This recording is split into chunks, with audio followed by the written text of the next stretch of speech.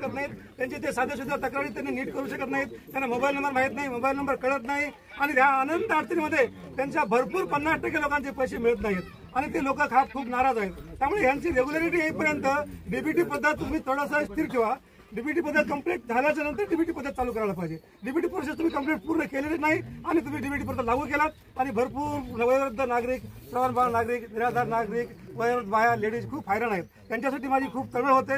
मी नेहमी तशामध्ये गेली की त्या डिपार्टमेंटला नेहमी जातो, एकतरी आधार कार्ड घेऊन जातो, एकतरी मोबाईल नंबर घेऊन जातो, ते दाखवतो, पण तरीही काही मार्ग निघत नाही. भरपूर लोकांचे पैसे वगैरे उपलब्ध होत नाही आणि आमचा रोडचा कम झाले. हो सर.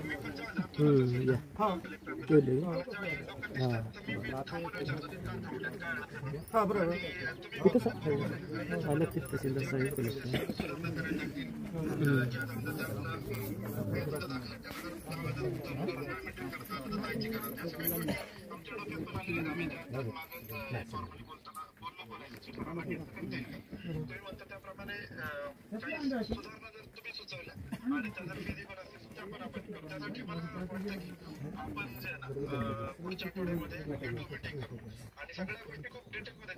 सर शेवटचा फक्त अर्धा मिनिट 2 जे शेतकऱ्यांचे आत्ता आल्यात, मी कैलासच बोलतो सर.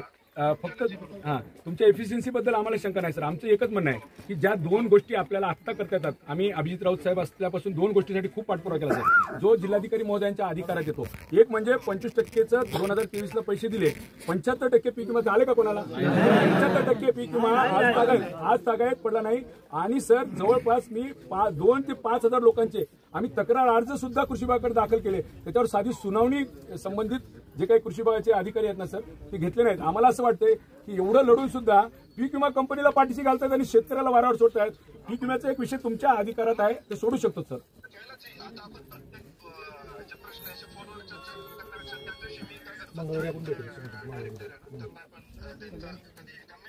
आम्ही प्रतिनिधी येतो सर, फक्त आमची एकच इच्छा आहे. Yes sir. फक्त साहेब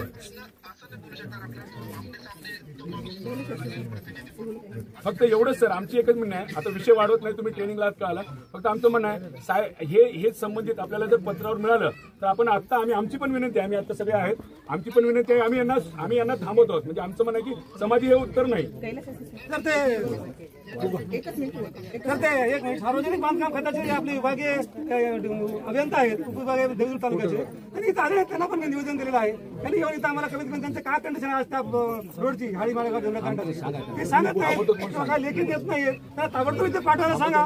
त्यांनी घ्यायला काय हरकत आहे? त्यांनी इथं मागे मला त्यांनी लेखी दिलं होतं मागच्या उपोषणच्या वेळेस की आम्ही नंतर निविदा प्रक्रिया पूर्ण केली, काम चालू करू, असं त्यावेळेस त्यांनी मला म्हटलं होतं. पण आता त्याच्यानंतर 6 महिने झाले तरी निविदा प्रक्रिया पूर्ण झाली का नाही, कॉन्ट्रॅक्टर कोणी घेतला का नाही, काय झालं नेमकं, त्याच्यातली सिच्युएशन काय, आज कुठल्या सिच्युएशनला आहे ते मामला कळायला पाहिजे. म्हणून त्यांना इथं पाठवून द्या उपाभियंत्याला.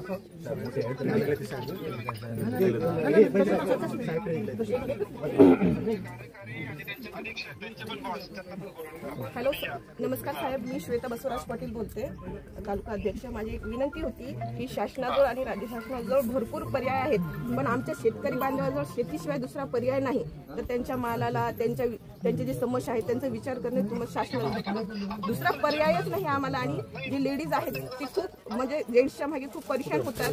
आणि तर आमचं फक्त विनंतीच करू शकतो आम्ही तुम्हाला की आमचा तुम्ही विचार करा आमच्या शेतकऱ्यांच्या प्रश्नांचा.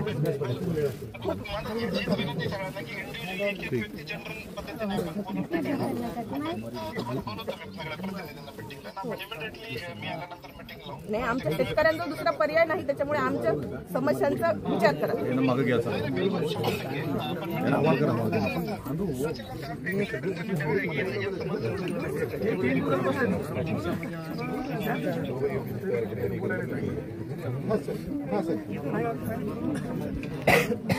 Yes.